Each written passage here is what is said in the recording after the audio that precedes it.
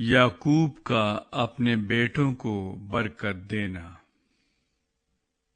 और याकूब ने अपने बेटों को ये कहकर बुलवाया कि तुम सब जमा हो जाओ, ताकि मैं तुमको बताऊं कि आखिरी दिनों में तुम पर क्या क्या गुजरेगा।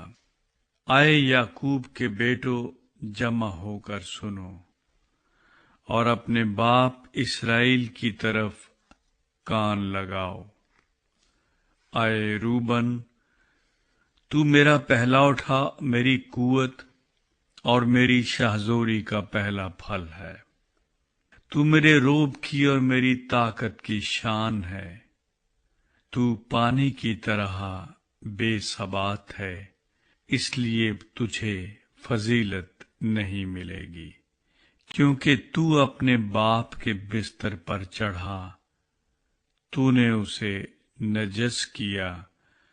रूबन मेरे बिछौने पर चढ़ गया। शमाउन और लावी तो भाई भाई हैं, उनकी तलवारें जुल्म के हथियार हैं। आए मेरी जान, उनके मशवरे में शरीक ना हो। आए मेरी बुजुर्गी, उनकी मजलिस में शामिल ना हो, क्योंकि उन्होंने अपने गजब में एक मर्द को कत्ल किया और अपनी खुद राई से बैलों की कूंचें काटी। लानत उनके गजब पर, क्योंकि वो तुंद था, और उनके कहर पर, क्योंकि वो सख्त था। मैं उन्हें याकूब में अलग अलग और इस्राएल में परागंदा कर दूंगा। आए यहूदा, तेरे भाई तेरी मदहा करेंगे। तेरा हाथ तेरे दुश्मनों की गर्दन पर होगा। तेरे बाप की औलाद तेरे आगे सरनगू होगी। यहूदा शेरे बब्बर का बच्चा है। ऐ मेरे बेटे, तू शिकार मार कर चल दिया है। वो शेरे बब्बर बल्कि शेरनी की तरह दबक कर बैठ गया, कौन उसे छेड़े। यहूदा से सल्तनत नहीं छूटेगी और ना उसकी नस्ल से हकूमत का असा मौकूफ होगा, जब तक शेलो न आए और कौमें उसकी मुती होंगी। वो अपना जवान गधा अंगूर के दरख्त से और अपनी गधी का बच्चा आला दर्जे के अंगूर के दरख्त से बांधा करेगा। वो अपना लिबास मै में और अपनी पोशाक आबे अंगूर में धोया करेगा। उसकी आंखें मै के सबब से लाल और उसके दांत दूध की वजह से सफेद रहा करेंगे। ज़बूलून समुंदर के किनारे बसेगा और जहाजों के लिए बंदर का काम देगा, और उसकी हद सैदा तक फैली होगी। इश्कार मजबूत गधा है, जो 2 भेड़ सालों के दरमियान बैठा है। उसने एक अच्छी आरामगाह और खुशनुमा जमीन को देखकर अपना कंधा बोझ उठाने को झुकाया और बेगार में गुलाम की तरह काम करने लगा। दान इस्राएल के कबीलों में से एक की मानिंद अपने लोगों का इंसाफ करेगा।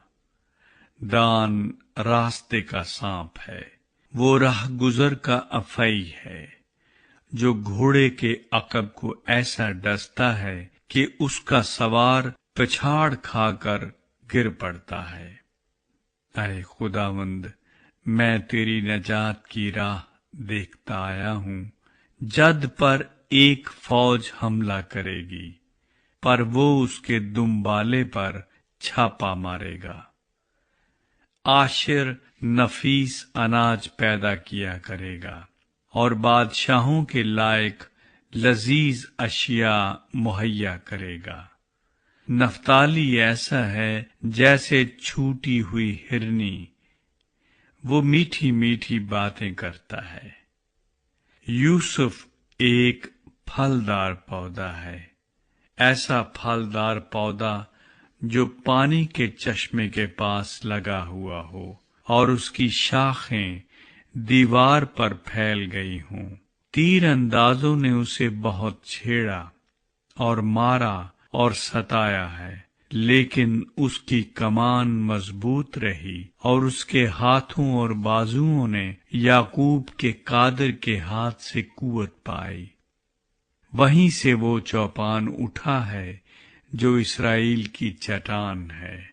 یہ تیرے باپ کے خدا کا کام ہے جو تیری مدد کرے گا، اسی قادر مطلق کا کام جو اوپر سے آسمان کی برکتیں اور نیچے سے گہرے سمندر کی برکتیں اور چھاتیوں اور رحموں کی برکتیں عطا کرے گا۔ تیرے باپ کی برکتیں میرے باپ دادا کی برکتوں سے کہیں زیادہ ہیں اور قدیم پہاڑوں کی انتہا تک پہنچی ہیں۔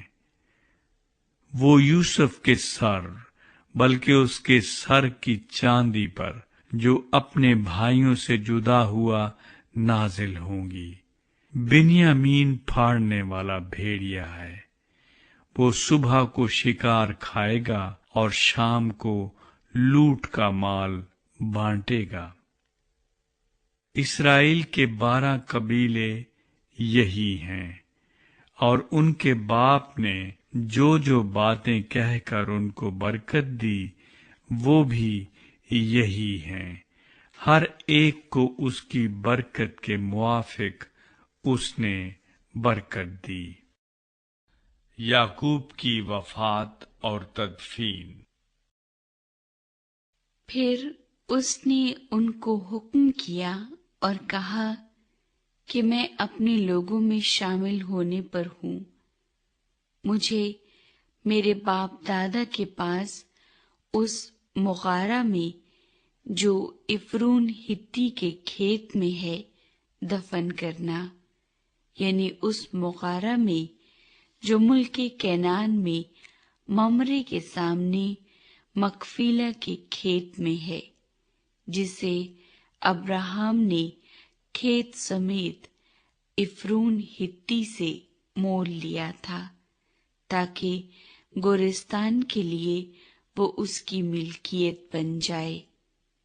وہاں انہوں نے ابراہم کو اور اس کی بیوی سارہ کو دفن کیا، وہیں انہوں نے اسحاق اور اس کی بیوی ربکہ کو دفن کیا، اور وہیں میں نے بھی لیا کو دفن کیا، یعنی اسی کھیت کے مغارہ میں جو بنی ہت سے خریدا تھا۔ اور جب یعقوب اپنے بیٹوں کو وصیت کر چکا تو اس نے اپنے پاؤں بچھونے پر سمیٹ لیے اور دم چھوڑ دیا اور اپنے لوگوں میں جا ملا۔